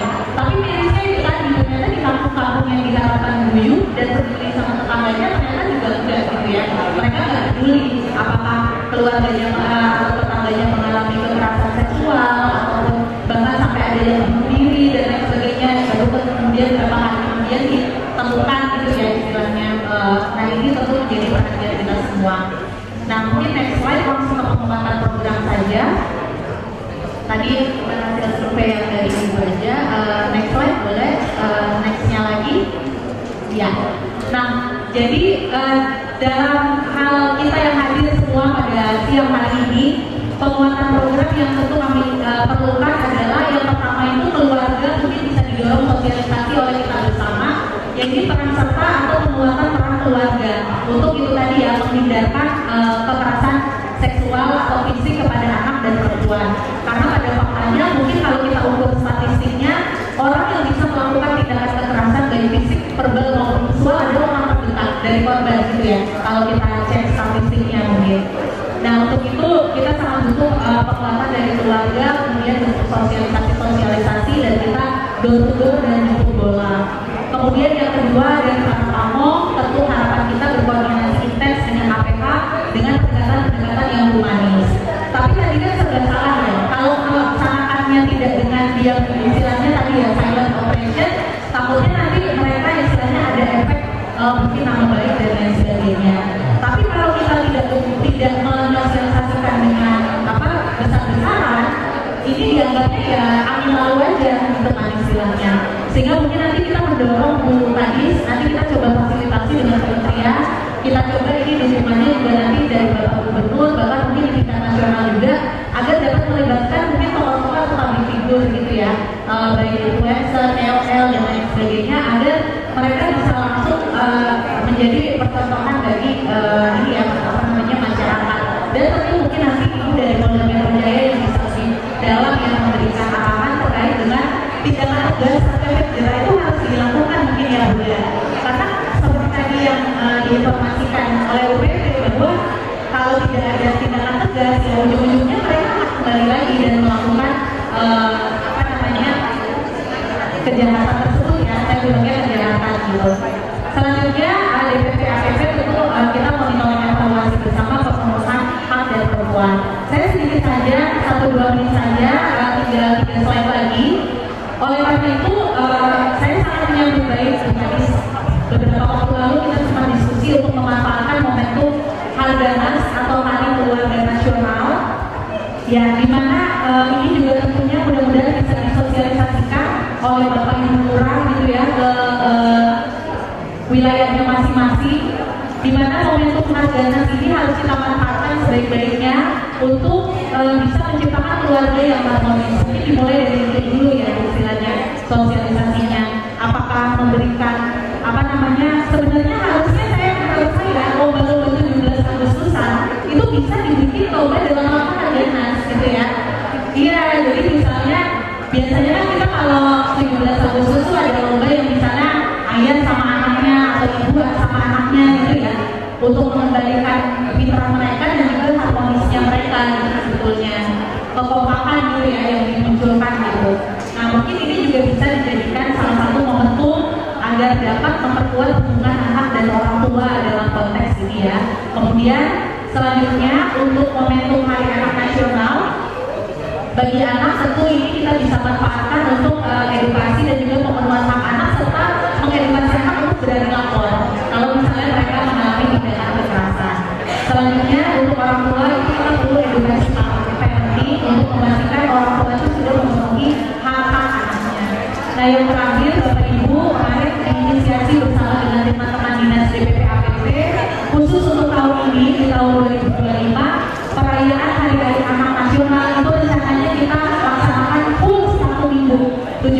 Jadi akan kita namakan Pekan Anak Jakarta gitu ya. Jadi harapannya tentu dukungan dari Bapak Ibu sekalian untuk agar ini dapat tersosialisasi. Nanti untuk teknis kegiatannya mungkin detailnya dengan DPPAPP. Yang terakhir saya tunggu mungkin ke depan kita juga butuh langkah-langkah konkret dengan Bapak Ibu Pangdam, berikut juga dengan Polda Metro Jaya dan juga dari Dinas PPAPP. Kami juga dari staf khusus gubernur mengusulkan adanya patroli ramah anak. Nah, patroli ramah anak ini itu tadi sebetulnya lebih kepada jemput bola, sehingga kampanye kita itu tidak hanya sekedar seruan baik di media sosial maupun kita menempel stiker atau sosialisasi door to door, tapi patroli ramah anak ini memang betul-betul wujud langkah konkret nyata kita yang bisa day by day dilakukan di seluruh wilayah yang ada di Jakarta untuk menekan angka kekerasan seksual dan fisik kepada anak dan perempuan. Mungkin demikian yang dapat kami sampaikan. Salam hormat dari Bapak Gubernur dan Pak Wagub. Mudah-mudahan kita semua bisa mewujudkan Jakarta menuju kota yang ramah anak dan perempuan. Baik, jadi poin pentingnya Ibu Bapak kalau boleh saya highlight sedikit sosialisasi ya Bu Desa ya. Bagaimana teman-teman lurah ini bisa mensosialisasikan program-program khususnya terkait dengan pencegahan dan juga penanganan, memperkuat untuk hari-hari keluarga nasional dan juga hari HAM, dan juga ada juga patroli ramah anak. Itu juga nanti pasti seru itu. Bagaimana programnya nanti kita bisa dalam lebih lanjut. Sekali lagi terima kasih Bu Desa, dan selanjutnya ke Bareskrim Mabes Polri. Di sini ada Ibu AKBP Endang Sri Lestari, Kanit 1 Tindak Kekerasan Terhadap Perempuan dan Rentan. Ibu Endang, mohon izin saya dapat bocoran informasi dari DPPA. Itu kalau secara umum tahun 2024 ada contohnya misalnya 980 kasus korban kekerasan yang melapor ke polisi, tapi masih 1061 yang masih nggak lapor. Ya, jadi artinya kasusnya itu masih ada 1000 tapi nggak berani sampai lapor ke polisi. Itu yang menjadi PR sebetulnya di UPT PPA kita itu untuk bisa mendorong dan mengerahkan. Tapi poin pentingnya kehadiran Ibu di sini tentunya dengan audiens para pamong yang ada di sini juga kita ingin menggali lebih dalam bagaimana proses dan juga konsekuensi hukum sebetulnya dari penanganan kasus korban kekerasan. Seperti kita ketahui kalau udah urusannya sama polisi, pasti ada yang namanya itu pelaporan, ada penyidikan, ada juga penyidikan ya terbalik saya. Kurang lebih kayak gitu. Nah, ini biar para pamong tercerahkan, Bu Endang boleh nggak kita dikasih pencerahan untuk bisa diketahui bagaimana prosesnya dan tantangan-tantangannya itu apa sih? Mana sih? Silakan Bu. Terima kasih. Assalamualaikum warahmatullahi wabarakatuh.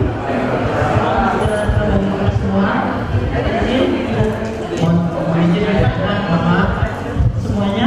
Ini kayaknya suaranya lembut sekali. Pemilik mobil nomor B2313 BPI untuk memindahkan mobil ke layar dari P2 itu segera dikeluar. B2313 BPI. Mohon maaf Ibu, silakan. Baik, Bapak Ibu semuanya, selamat sore. Kalau sore, coba sekali lagi. Sore luar biasa. Kelihatan. Selamat sore. Luar biasa. Hidupnya sudah mulai tidak biasa dari sini.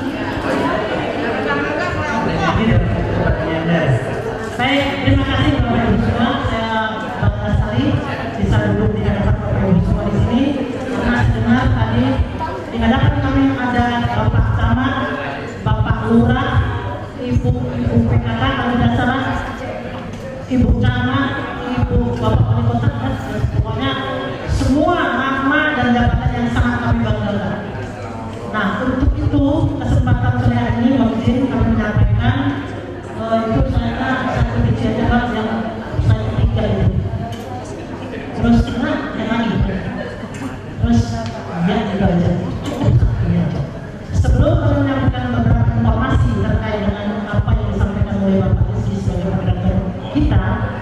yang perlu kita sampaikan pertama kali di sini adalah bahwa kita semua di sini harus menyadari terlebih dahulu bahwa kita mempunyai MOU itu dulu. MOU komitmen kita bersama antara Kapolda Metro Jaya dan Gubernur DKI Jakarta. Dulunya karena kita berangkat dari dasar itu, dari payung itu, maka kita bisa mengatakan apa saja, bisa melaksanakan apa saja sesuai dengan apa yang sudah digariskan, disepakati oleh kita semua. Namanya MOU kesepakatan MOU. Nah, tadi Pak Isi menyampaikan banyak sekali kasus yang mengadu, kasus yang muncul, ya, tapi tidak semuanya lapor ke polisi. Nah, kita menyadari betul bahwa di DKI Jakarta ini menyumbang angka terbesar untuk kekerasan perempuan dan anak. Susul-susulan lagi sama Jawa Timur, Jawa Barat, dan NTB. Karena kebetulan Bapak Ibu kami sekarang di Baris Krim Polri keliling ke seluruh Indonesia bisa mengetahui potretnya. DKI Jakarta itu wajahnya seperti apa untuk kekerasan perempuan dan anak. NTB itu seperti apa? Sehingga kita bisa membandingkan, bisa melihat seperti apa warna kita. Nah, kalau kita melihat dari apa yang diinformasikan oleh Bapak beberapa kali, angka kita tinggi sekali. Kenapa tidak berani melapor ke polisi? Mungkin jawabannya ada di hati nurani kita sendiri masing-masing sesuai dengan fungsinya. Di sini ada Bapak Ibu Lurah, ada Bapak Ibu Camat yang beliau-beliau inilah mitra kami sejati, sahabat kami bekerja. Sehingga ketika ada masyarakat yang tidak berani lapor, tentunya penguatan itu sangat penting dilakukan, pendekatan emosional itu sangat penting dilakukan, kemudian edukasi sangat penting dilakukan. Nah, kemudian ada beberapa perkara yang mungkin salah penanganan di level awal. Contohnya seperti apa? Seperti tadi yang Ibu Solo sampaikan. Kasus yang kiranya bukan anak untuk dimediasi, yang kiranya domainnya harusnya memang masuk dalam proses hukum, masih banyak kita dapatkan diselesaikan di tingkat RT, gitu ya, RW, gitu. Yang mana perkara itu adalah sebetulnya menurut ketentuan undang-undang tidak bisa diselesaikan secara restoratif justice. Tidak semua perkara bisa diselesaikan di tingkat masyarakat. Tidak semua permasalahan bisa didamaikan. Tidak semua perkara bisa dibuktikan tanpa proses hukum. Itu Bapak Ibu. Yang bisa dibuktikan itu seperti apa? Yang bisa dimediasi di lapangan itu seperti apa? Yang kiranya tadi disampaikan kalau KDRT yang dilakukan suami terhadap istri tapi tidak menimbulkan luka berat, kan gitu ya, karena itu termasuk delik aduan. Kalau misalnya nanti dilaporkan sudah ada musyawarah dicabut pun itu harus berhenti, karena undang-undang KDRT ini pada dasarnya ruhnya adalah untuk memperbaiki dan mengembalikan bagaimana terciptanya harmonisnya rumah tangga itu.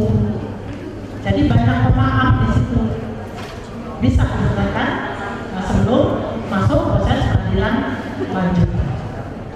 Nah, kemudian apa lagi yang boleh disampaikan lagi? Misalnya kekerasan anak dengan anak, itu misalnya yang cuma luka ringan, itu juga bisa karena ancaman hukuman di bawah 7 tahun. Mereka akan diselesaikan dengan cara diversi. Diversi itu apa sih? Diversi itu adalah penyelesaian proses pidana di luar peradilan, Bapak Ibu, dan khususnya untuk anak-anak di bawah 12 tahun. Ini yang selalu kami tekankan dimanapun kami bicara. 12 tahun ke bawah itu sekarang di Jakarta ini sedang marak Belum lama ini kami mengasistensi beberapa kasus di wilayah terkait dengan kekerasan seksual yang dilakukan oleh anak di bawah 12 tahun terhadap anak di bawah 12 tahun juga. Nah, itu penyelesaiannya seperti apa? Walaupun itu anak-anak kecil, ya, yang notabene belum dianggap belum cakap untuk bertanggung-jawaban secara pidana, namun ada proses hukumnya, ada alur prosesnya yang harus ditempuh. Tidak bisa didamaikan di lapangan, harus dilalui proses penyelidikan, kemudian penyidikan, kemudian ditetapkan sebagai anak pelaku, baru diambil keputusan oleh polisi, pekerja sosial profesional, dan pembimbing kemasyarakatan. 3 unsur itulah yang punya peran penting untuk tanda kutip memberikan tindakan atau pembinaan kepada anak di bawah 12 tahun ini. Yang menentukan adalah 3 lembaga itu. Di mana boleh diputus, di mana boleh dirujuk. Anak yang melakukan tindak pidana yang usianya di bawah 12 tahun hanya boleh ada 2 keputusan.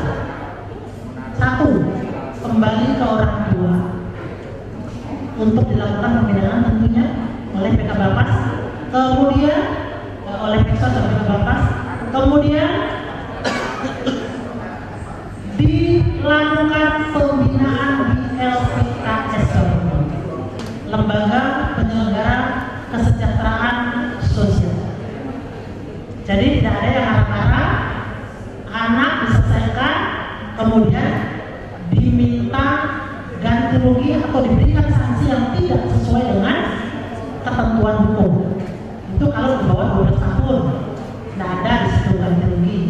Tapi kalau di atas 12 tahun sampai 18 tahun, ketika anak itu melakukan tindak pidana yang ancamannya kurang dari 7 tahun, maka bisa diselesaikan secara defensif dan ada ganti rugi sana.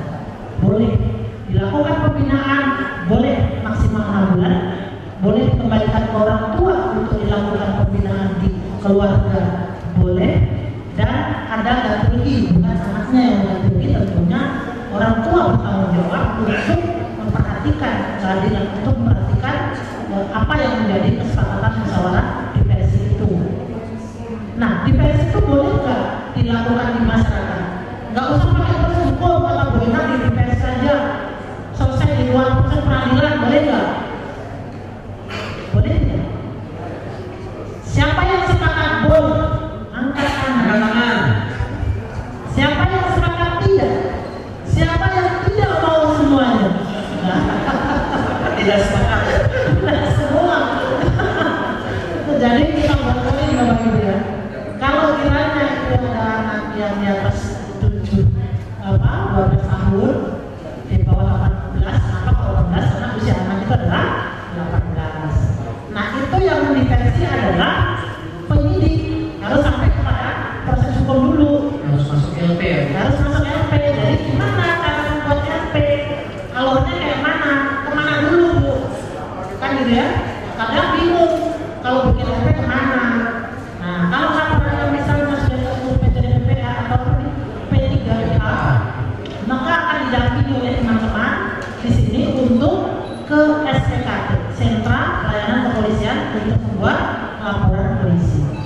Ketika sudah dibuat laporan polisi, maka akan dilakukan serangkaian kegiatan yang dinamakan penyelidikan.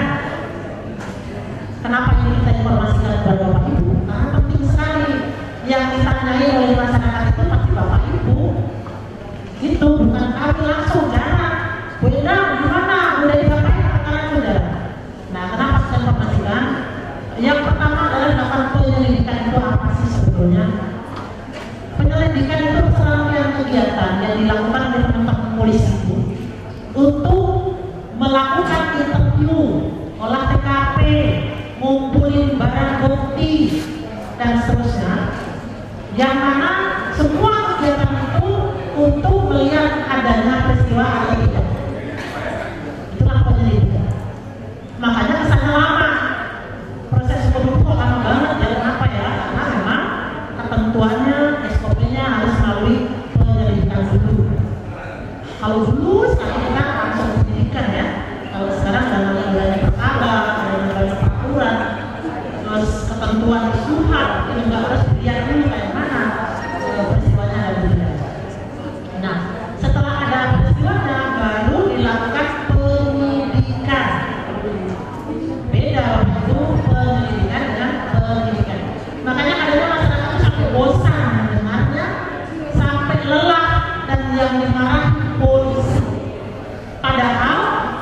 untuk berproses hukum kita memerlukan keterpaduan kayak yang di layar itu, ya kan? Tujuan daripada kesepakatan bersama satu di antaranya adalah kita membangun jaringan kerja. Kita harus bersinergi, kita harus terpadu menangani ini, nggak bisa sendiri posisinya. Mungkin Mbak yang di sebelah kanan saya salah satu ini tadi sudah curhat kepada Bapak Ibu semua, sering ditelepon Bu Indah dengan nada tinggi. Nah, itu romantis tapi kadang menyakitkan. Sebetulnya kenapa? Itu semua sebenarnya hati kita sangat dekat. Kita dengan Bapak Ibu semua itu seperti bilang pisau, seperti mata uang. Nggak bisa kita lihat sebelah. Polisi doang nggak bisa kerja. P2 doang, P3 doang, P3 doang nggak bisa juga melayani korban untuk sampai mendapat akses keadilan, itu nggak bisa. Kita berdua ini harus setia sekatan. Makanya kalau kita berantem tanda kutip pun itu karena cintanya, kita nggak mau dibully masyarakat. Karena masyarakat itu tahu kok lama banget sih proses hukumnya. Lalu kita lencang kanan, sering kita lencang kanan, toh, karena tengok tuh hasil pemeriksaan psikologinya udah selesai belum, tanya ya teman-teman DPTD, belum Bu, oke. Kalau belum, kita bikin surat pemberitahuan hasil penyelidikan kepada korban pelapor yang isinya adalah memberitahukan bahwa proses penyidikan masih dalam tahap pemeriksaan psikologi misalnya. Terus itu Pak, karena proses psikologi juga tahapannya panjang, ada lebar kan, karena SOP-nya begitu. Kalau kita boleh nuntut cepat dong, buat sehari selesai loh, nggak bisa juga. Gitu. Jadi kenapa kita perlu bersinergi? Karena ketika kita menjawab masyarakat, kita tidak boleh, kalau kata orang Jawa itu sering suruh pakai bahasa Jepangnya, tidak boleh kita masing-masing berbeda suara dan berbeda nada. Kita harus satu suara supaya tidak viral di mana-mana, tidak dilaporkan kita semua, supaya kita kompak, gitu ya. Kita harus satu. Nah, kemudian kita lanjutkan ke pendidikan tadi. Proses pendidikan itu apa sih? Proses pendidikan itu adalah suatu langkah yang dilakukan oleh penyidik untuk mengumpulkan minimal 2 alat bukti untuk menentukan. Halo, saya dapat peserta di sini masih, alhamdulillah. Jadi untuk menentukan siapa tersangkanya, siapa anaknya. Kalau anak ya, ini mumpung ada Bapak Ibu, Pak Lurah, Bapak yang hebat, saya informasikan untuk menyebut anak yang melakukan tindak pidana, jangan pernah ada yang menyebut tersangkanya.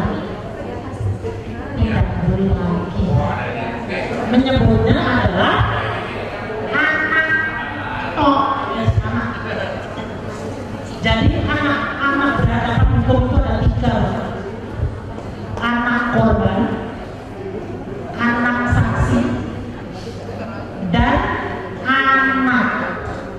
Kalau yang dikatakan anak itu pasti gitu. Tapi kalau kita mau tersangka, sudah salah berdasarkan undang-undang sistem peradilan pidana anak. Sudah diatur khusus soalnya, begitu. Jangan sampai nanti DKI Jakarta ini yang hebat luar biasa. Kalau saya melihat di luar sana, selain provinsi DKI Jakarta, saya melihat DKI Jakarta itu menyala, gitu ya.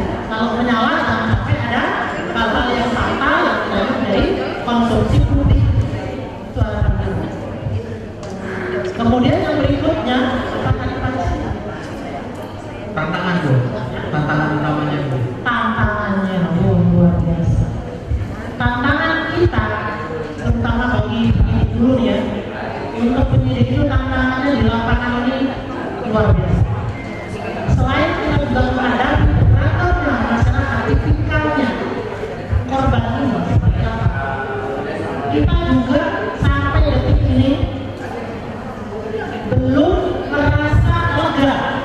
dengan kondisi atau keadaan atau kemampuan atau kompetensi daripada penyidik itu sendiri. Dan pula aparat penegak hukum lain, jaksa, hakim, polisi, untuk menyamakan persepsi pun masih sulit. Masih beda-beda di lapangan. Kemudian untuk kompetensi sesuai dengan profesinya, harapannya undang-undang itu harusnya semua punya proses pendidik anak. Dan ada khusus pendidik anak harusnya. Tapi sampai ini yang sudah mengikuti kompetensi pendidik anak mungkin baru 24% dari 100 harus tahu. Kemudian untuk jaksa anak pun demikian, belum semuanya sama, sehingga perspektifnya pun masih perlu kita berjuang keras untuk membangun persoalan. Hakim pun demikian.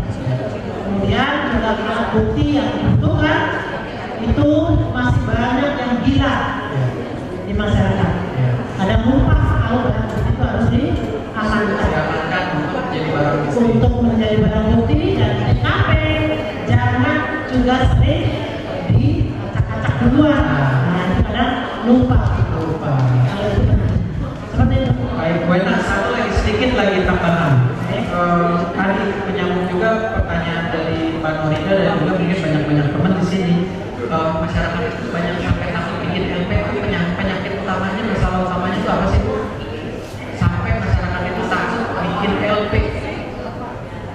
Sampai bikin LP. Jadi masyarakat itu nanti kan ada seriusnya yang berlapor cuma sekian gitu ya. Kita ada lapor apa sih? Yang jelas untuk proses hukum yang terlalu berbelit-bertele itu kalau kami jelaskan ke masyarakat, kami sebagai aparat penegak hukum saja masih melihat proses ini memang yang dilalui harus cukup panjang, sehingga ketika sudah mendapatkan informasi dari teman-temannya, dari masyarakat sekitar, dari senior-senior yang mendampingi dan lain-lain, itu sudah mundur duluan karena cuma lama sekali untuk mendapatkan hukum. Yang pertama. Kedua, mungkin tidak adanya pencerahan atau informasi yang utuh. Itu rasa-rasa saya tanya, kenapa kok kemarin lama membuat laporan polisinya? Karena saya dengar, Bu, kalau laporan polisi itu harus bayar. Bayar kan, Bu? Padahal tidak. Gratis.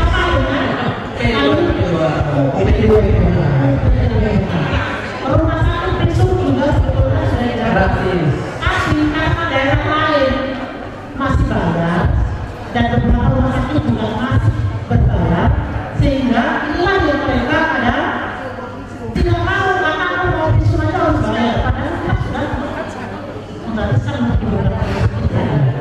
Begitu. Jadi takut dengan biaya dan takut dengan waktu. Baik, terima kasih Bu Enda. Kita beri aplaus Bu Enda. Terjangkau ya untuk nama polisi gratis, dan ini bisa langsung diproses di walaupun prosesnya pasti akan agak butuh waktu.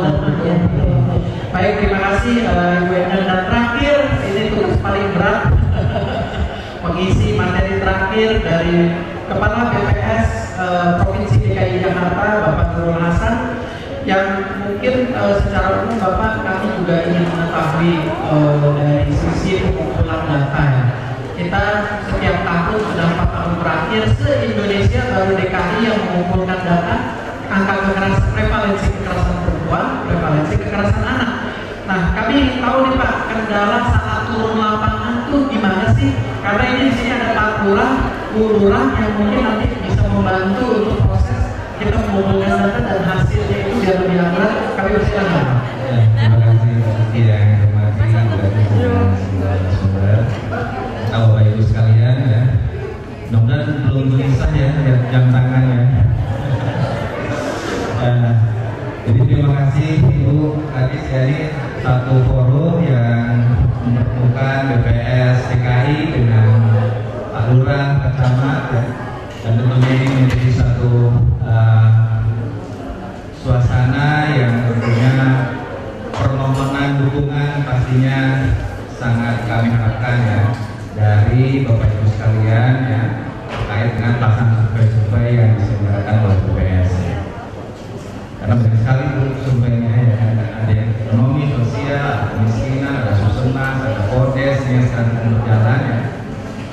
Tapi yang jelas tantangan khusus untuk survei ini cukup sensitif karena sensitivitasnya survei ini ya memang terlalu terbuka, itu juga membuat responden itu tertutup sehingga informasi tidak kita dapatkan secara utuh. Kalau kita silent itu juga penerimaan di lapangan juga menjadi kurang. Oleh karena itu harapan besar ya, dari kami di BPS ini sesungguhnya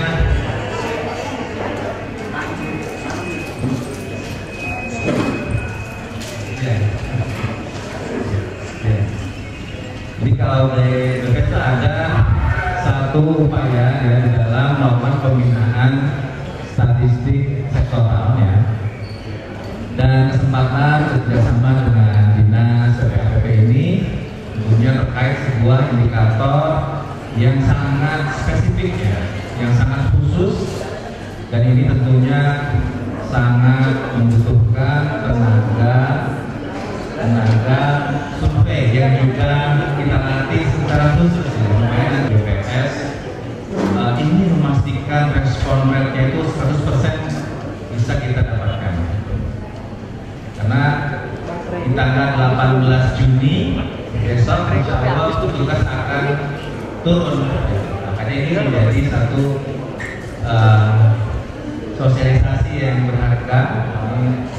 Tinggal beberapa hari lagi mungkin akan turun di lapangan. Ya, itu baik, terima kasih Pak Nurul Hasan. Sekali lagi kami menginformasikan pemilik kendaraan Toyota Rush ya ini 2313 BBI harap segera memindahkan mobil Rush warna putih.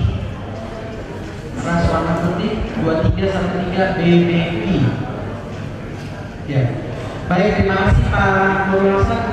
Tentunya ini menjadi tantangan kita semua karena memang dalam mengumpulkan survei anak dan perempuan ini menggali sesuatu yang tidak tampak itu menjadi sesuatu kesulitan yang tantangan yang tersendiri ya Pak.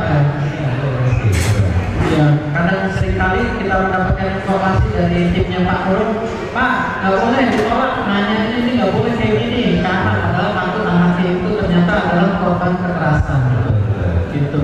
Baik, terima kasih Pak Nurul Hasan. Kita berikan aplaus untuk bisa berjalan dengan lancar. Petugas kami bisa difasilitasi oleh jajaran kelurahan dan juga para lurah dapat menangani setiap kasus-kasus yang terjadi di lapangan. Kurang lebihnya, mohon maaf, siang terik di Pulau Gadung, angin sepoi menyapa aman. Mari kita satukan dukungan agar kekerasan tidak bertambah.